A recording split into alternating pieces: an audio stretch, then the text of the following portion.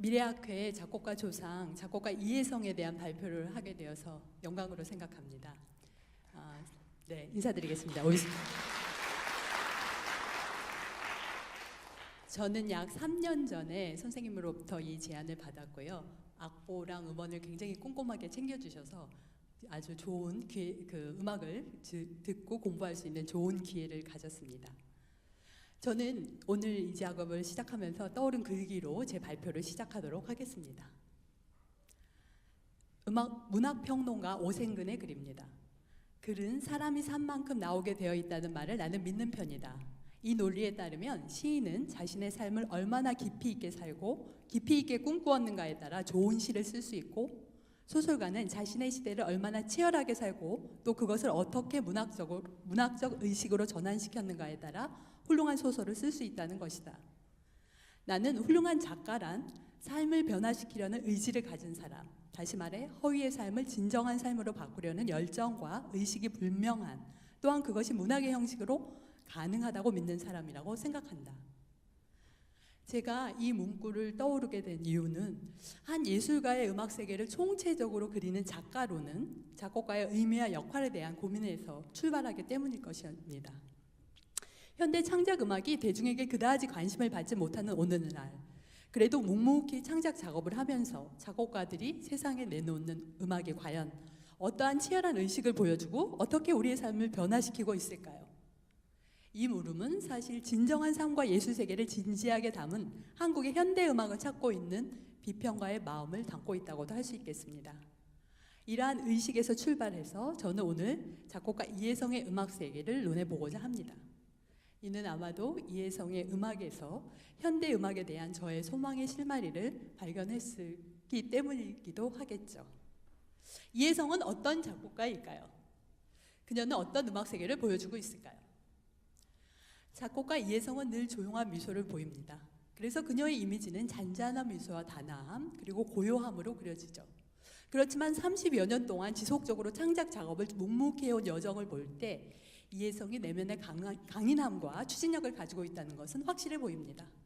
하지만 그 치열함을 겉으로 직접 드러내기보다는 내면에 담아놓죠. 때문에 그녀는 드라마틱한 감정적 곡선을 표출하기보다는 절제하면서 섬세하게 자신의 음악 이야기를 하고 있습니다. 느림의 미학 그리고 여백의 아름다움은 그녀에게 중요합니다. 그래서인지 이혜성 작품의 하나하나는 듣는 이의 내면에 깊숙이 파고듭니다. 동시에 그녀는 그 누구보다도 정의감이 강하며 철저한 역사의식을 가지고 있죠. 예술의 순수한 세계에 푹 빠져있기보다는 사회 역사에 민감하게 반응하는 태도는 그녀의 다양한 작품으로 형상화되었습니다. 한편 건강 문제에 따른 고통의 경험은 그녀의 음악을 구성하는 또 하나의 중요한 요소로 자리 잡고 있습니다. 이러한 일련의 작업에는 늘 음악에 대한 진지한 사유가 함께합니다. 창작에 대해 고민하고 이를 한편으로 풍부한 독서로 풀어나가고, 다른 한편으로는 악기 하나하나를 배워 연주하면서 치밀한 기법을 모색하고 실험하며 문제를 풀어나가죠.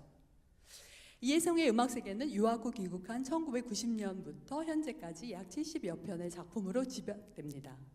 저는 이혜성의 음악을 포괄적인 시각으로 조명하면서 그녀의 음악의 주된 흐름을 5가지 시각으로 모아보았습니다. 이에 오늘의 저의 발표는 이혜성의 음악적 배경을 간략하게 살펴본 후 그녀의 음악을 5가지 얼굴로 그려보는 시도를 하려고 합니다. 이혜성은 이화여대와 오스트리아 비엔나 국립대에서 공부했고 1998년부터 가천대 교수로 부임하며 창작 활동을 하였습니다. 그녀의 음악 세계에 영향을 미친 인물로는 어머니 스승 백병동을 꼽죠. 또한 쌍둥이 바이올리니스트 동생 이해찬은 그녀의 작품 세계에서 큰 역할을 하였습니다. 정약용, 신영복, 사람만이 희망이라는 시인 박노해, 야생초 편지의 황대건, 함석헌 등 주로 신념을 가지고 현실의 어려움을 묵묵히 헤쳐나간 인물들이 그녀의 삶에 큰 영향을 미쳤습니다. 이혜성 창작의 흐름은 크게 세 시기로 구분할 수 있습니다. 30대 초반부터 40대 초반까지 약 10년간은 스스로에게도 가혹할 만큼 엄격한 잣대를 대며 치밀한 구성과 엄격한 작법을 토대로 소리 건축가를 추구하였기에 논리적인 구상이 중요하게 작용했습니다. 두 번째 시기는 양식 변화가 뚜렷하게 나타나는 2004년부터 약 10년에 해당됩니다. 40대 중반에 접어든 이혜성은 청중에게 괴리된 음악에 대한 회의를 가지게 되었고, 그래서 앞만 보고 나가던 현대음악에서 벗어나 청중에게 감동을 주는 음악을 추구하기 시작했고, 협화음의 사용을 자유롭게 시도하였습니다. 이후 2014년에 연구년을 취한 후 최근까지의 세 번째 창작 시기에는 건강도 점차 좋아지고 즐긴다는 의미의 라온을 발표할 정도로 마음의 여유를 가지게 되었습니다. 욕심을 줄여가면서 지나온 삶의 향기가 가득 배어있는 그런 작품을 아름답게 빚고 싶은 마음이라고 소탈하게 심정을 밝힌 바 있습니다. 이혜성 음악의 첫 번째 얼굴은 비움과 고요, 그리고 미소, 내면을 성찰하는 음악으로 그려보았습니다. 이혜성의 음악은 사유의 공간을 만들어줍니다. 그녀는 인간의 내면적 세계를 명상적으로 관조하는 음악을 추구하고 있죠. 비움에서는 수도자의 맑은 정신세계를 구현하고자 했고, 사물에 대한 바른 깨달음과 지혜를 의미하는 위파사나에서는 느림의 깨달음 속에서 많은 것을 버리고 음이 만들어내는 소리 하나하나에 더 많은 의미를 부여하고자 했습니다. 음악을 통해 복잡하고 위선적인 현실에서 벗어나 청명한 정신과 고요한 내면 세계와 조우할 수 있는 그런 음악 세계를 만들고자 한 것이죠. 그래서 저는 이 작품들을 내면의 성찰을 추구하는 음악 세계 그룹으로 생각합니다. 바이올린 독주곡 비움 1은 새로운 음향을 추구하는 실험 정신이 잘 드러납니다. 바이올린 고유의 성질과 그 무한대의 미지수에 치밀하게 접근하여 연주자가 표현할 수 있는 비움과 체험의 최고치를 끌어내고자 했다는 작곡가의 의도에 걸맞게 바이올린의 음색의 다양한 가능성을 긴장과 이완 흐름 속에서 드러내는 작품입니다. 8분 음표의 규칙적인 리듬이 단선율로 등장하면서 하늘과 땅의 이미지를 연상시키는 고요한 부분도 있고, 트레몰로 주법이 중심을 이루는 부분 등 이질적인 단편이 긴장감 있는 바이올린 음색을 드러내는 작품이죠. 반면 현악사중주 비움2는 무조적으로 시작하지만 유니즌을 가감하게 사용해서 독특한 긴장감을 보여주는 작품입니다. 미소 시리즈는 이혜성의 속마음을 가장 솔직하게 보여주는 곡이라고 생각합니다. 작곡가 이혜성은 늘 만나면 미소를 머금고 있어서 작품 제목도 잘 어울리는 것 같은데요. 짧은 6개의 모음곡으로 되어 있고 하나하나의 작품은 개성 있는 특징을 보이죠. C장조 3화음 선율과 화성을 토대로 한 잔잔한 미소, 2단조 화음 3화음 중심으로 한 선율과 피치카도 화음이 어우러지는 늘 미소지음, D음을 중심으로 한 단선율의 슬픈 미소, 마치 가곡처럼 노래하는 선율과 반주가 나오는 밝은 미소, 왈츠풍의 가볍고 경쾌한 진행이 피치카토 배경으로 나오는 해맑은 미소가 있죠. 해맑은 미소 들어보시겠습니다.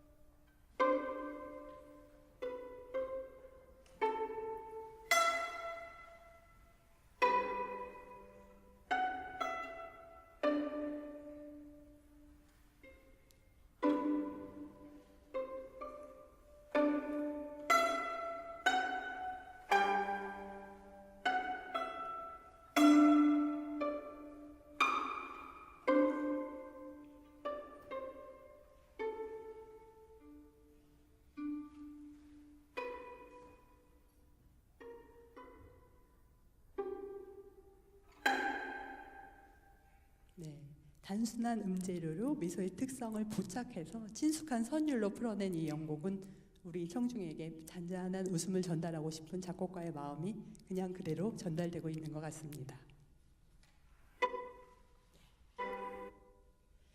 이혜성 음악의 두 번째 얼굴은 낮은 목소리로 깨어있기, 식민지 시대의 기억과 환기라는 제목을 붙여보았습니다. 이혜성은 사회와 역사에 민감한 작곡가입니다. 삶 속에서 매 순간 깨어있기 하는 마음을 기타 독주곡 깨어있음에 담았고, 걸프전 현장 사진에서 받은 충격은 기름새로 표현했습니다. 특히 식민지 시대에 관심을 보이며 일제의 잔혹함을 음악으로 나타나고 환기시켰는데요. 상한 영혼을 위하여에서는 위안부 여성을 위로하는 고정희 시인의 시를 가사로 썼고, 세포는 일제의 생체 실험 희생자의 모습을 삼중주로 그리고 있으며 표적은 애국지사 안중근이 이토 히로부미를 저격한 사건을 표제적으로 그리고 있습니다. 오케스트라를 위한 마루타는 제목부터 긴장감을 불러일으키죠. 양차 세계대전 사이 일본군은 살아있는 사람을 대상으로 악명 높은 생체 실험을 한 바 있죠. 이혜성은 일본군이 자행한 세균 실험과 해부 실험의 잔인함과 만행의 실상을 관연하게 거대한 소리의 바다에 투영시키고 물체를 조직하는 가장 기본 단위인 세포의 성질을 음에 비유하여 표현하겠다고 의도를 밝혔습니다. 대규모 오케스트라 편성의 마루타는 크게 네 부분으로 구성되었고요. 타악기는 긴박감 또는 긴장감, 장엄한 분위기를 표현하는 역할을 하고 있습니다. 전체 네 섹션은 모두 아주 조용하게 시작해서 점차적으로 악기층이 확대되고 음악적 텍스처가 밀도가 상승되고 다이나믹이 확대되면서 클라이막스를 치닫고 있어서 유사한 구조를 가지며 구조적 통일성과 음색적 다양성을 보여주고 있습니다. 작품에 대해서 세부적으로 분석을 해보면 이 작품은 희생자의 추모나 위로보다는 당시의 상황을 은유적으로 표현하면서 잔악한 사건을 고발하는 성격을 보이고 있다는 것을 알 수 있습니다.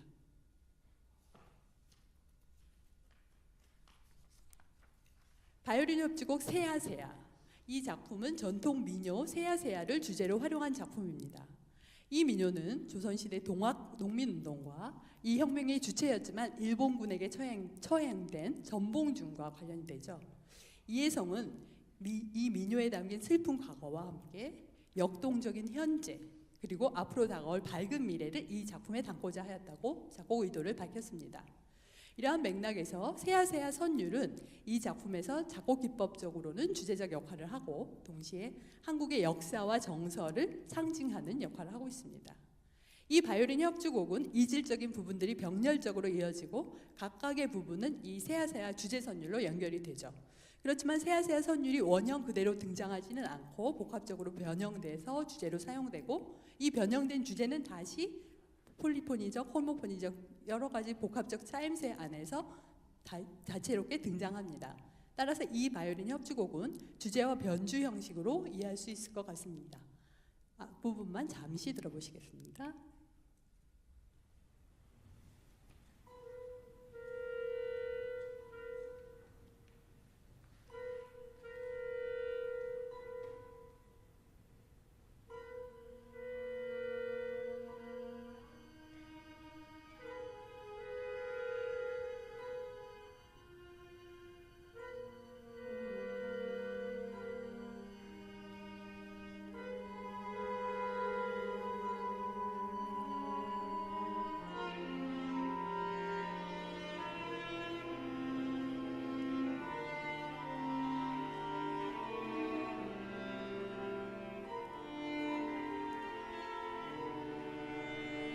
여기까지만 아쉽지만 듣도록 하겠습니다.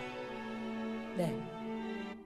세 번째 얼굴은 다름의 미학, 새로운 정체성의 추구입니다.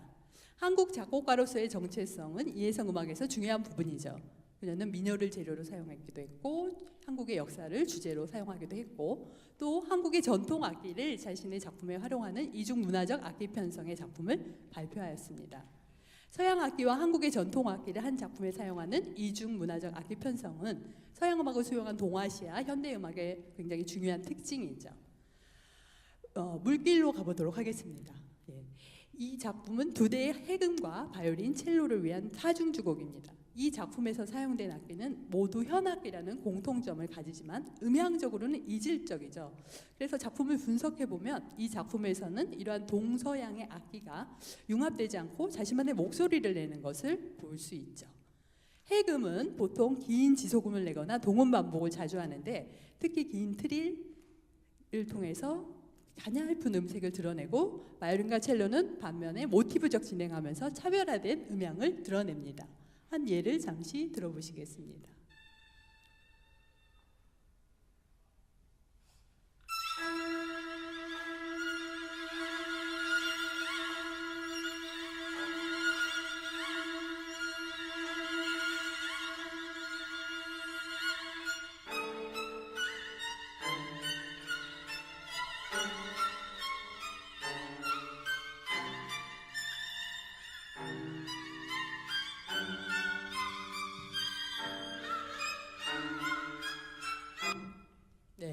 이러한 예, 그리고 계속 한 번씩 넘어가서 보면 각 악기들이 이질적으로 서로 융합하지 않고 고유성을 드러내는 모습을 볼 수 있습니다. 네. 그리고 다름으로 가면 바이올린과 가요고를 위한 다름도 역시 유사한 면을 발견할 수 있는데 이미 작품 제목 다름이 그러한 어떤 의도를 뚜렷하게 보여주죠. 이처럼 물기와 다름같이 이중문화적 악기 편성을 한 작품을 보면 음향적으로는 명확하게 대립구조를 형성함으로써 서양 음향을 일종의 타자로 설정하고 있습니다. 이러한 맥락에서 이해성의 이중문화적 편성은 두 문화의 차이에 주목하는 다름의 미학을 보여주고 있죠. 문화의 화합을 상징하는 사운드의 융합은 중요하지 않습니다. 고유성을 간직하면서 타자를 수용하는 접근 방식을 통해서 나타나는 새로운 음향, 섬세하게 세분화된 음악적 흐름은 이해성이 추구하는 한국적 정체성을 드러난다고 생각합니다. 서양 음악이라는 타자를 활용해서 자신의 고유한 정체성을 표현하는 것이 이해성식의 정체성이 아닐까요? 네. 네 번째 얼굴은 전통과의 조우입니다. 한국 작곡가로서의 정체성 그리고 역사 문화에 대한 관심은 이해성 음악의 세계를 풍요롭게 하는 굉장히 중요한 요소이죠.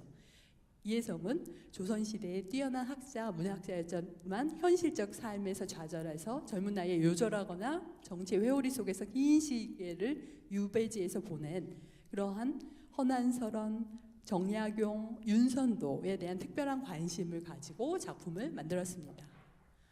바이올린 곡 허난설원은 조선의 천재적 여류 시인을 주제로 한 작품이죠. 허난설원은 삶에서 느끼는 한이나 울분, 수심을 자존의 문학적 미로 표현한 시인으로 평가를 받고 있는데요. 시를 읽어보면 굉장히 좋더라고요. 이해성은 이 작품에서 조선시대의 개혁적 문필가의 삶을 음악적으로 재조명하고자 하였습니다. 네.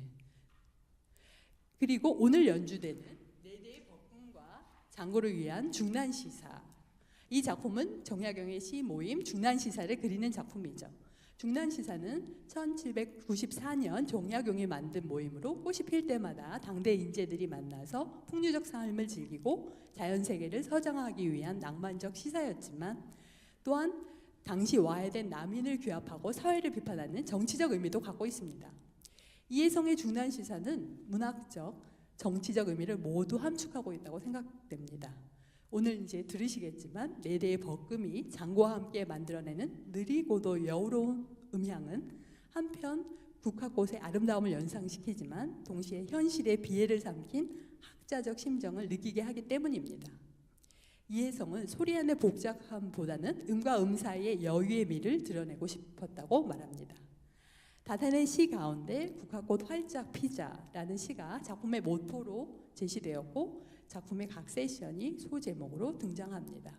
그래서 이 소제목을 따라가다 보면 스토리라인을 알 수 있죠. 네, 그래서 이렇게 여러 조율도 미리 하고 네, 이렇게 배치도 하면서 작품을 만들었습니다. 이제 곧 들어보실 것 같습니다. 네, 이해성 음악의 마지막 얼굴은 고통과 슬픔을 위로하는 음악 11편의 치유 시리즈입니다. 어린 시절부터 병치레로 계속했던 이해성은 30대 이후 건강상 많은 어려움을 겪게 되었죠. 그렇지만 육체적 고통은 창작의 차원을 넓히게 하는 계기가 되었습니다.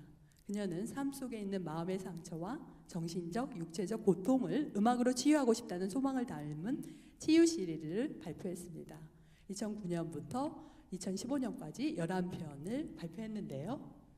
네, 전체적으로 치유 시리즈는 무조적 모더니즘에서 벗어나 조정적 선율과 화음이 대거 등장하며 다양한 편성, 개성적인 어법이 이해성의 미학과 합치되면서 곡 하나하나는 개성적이지만 하나의 방향으로의 일관성을 지향하고 있습니다.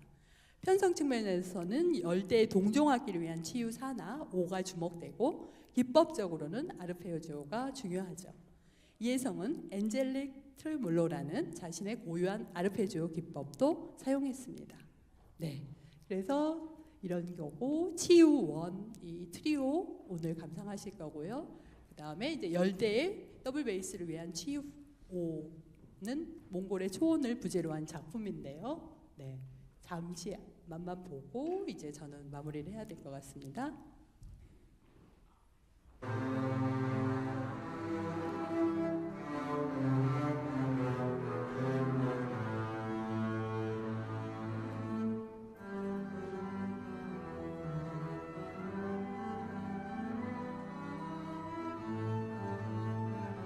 네, 이러한 작품이고요. 그리고 오늘 또 연주가 되는 치유구, 두 대의 첼로를 위한 치유구는 이제 그 화가 이중섭의 그림 해와 아이들을 소재로 해서 다룬 작품입니다. 네. 이제 맺은 말입니다. 굉장히 짧은 시간에 이제 이렇게 말씀을 드렸는데요. 제가 그 프로그램 노트를 보시면 조금 더 상세하게 설명을 해놨으니까 참고를 해주시면 좋겠습니다. 맺은 말입니다. 이혜성의 폭넓은 음악 세계를 조명하면서 저는 긴 시간을 꾸준하게 하나의 작업에 몰두한다는 것은 의미 있는 일이며 거기서 나오는 내면의 힘은 강하다는 것을 느꼈습니다. 작품 하나하나에 혼심을 다하는 치열한 창작 과정은 그녀의 다양한 스케치가 보여주고 있습니다. 저는 제 발표의 시작 부분에서 문학평론가 오생글의 글을 이용했습니다. 과연 이혜성의 음악은 허위의 삶을 진정한 삶으로 바꾸는 예술을 보여주는가? 이에 대해 지금 제가 확실하게 그렇다라고 대답하기는 어려울 것 같습니다. 그 답은 아마도 좀 더 시간이 흘러서 이혜성의 음악을 좀 더 객관적인 시각에서 바라볼 때, 그리고 비평을 하는 저의 역량이 좀 더 채워졌을 때 가능하겠죠. 그렇지만 이 시점에서 제가 확실히 말씀드릴 수 있는 것은 이혜성의 음악은 그 방향으로 가고 있다는 것입니다. 이혜성은 음악을 통해서 진정한 삶을 드러내고 또 삶을 변화시킬 수 있다고 믿고 그 길을 묵묵히 가고 있기에 언젠가 자신이 찾는 그 길의 종착점에 도달할 것이라고 믿습니다. 저의 발표는 한 인터뷰에서 말한 이혜성의 글로 마무리하도록 하겠습니다. 전부터 가고 싶었지만 능력이 다다르지 못해 갈 수 없었던 길.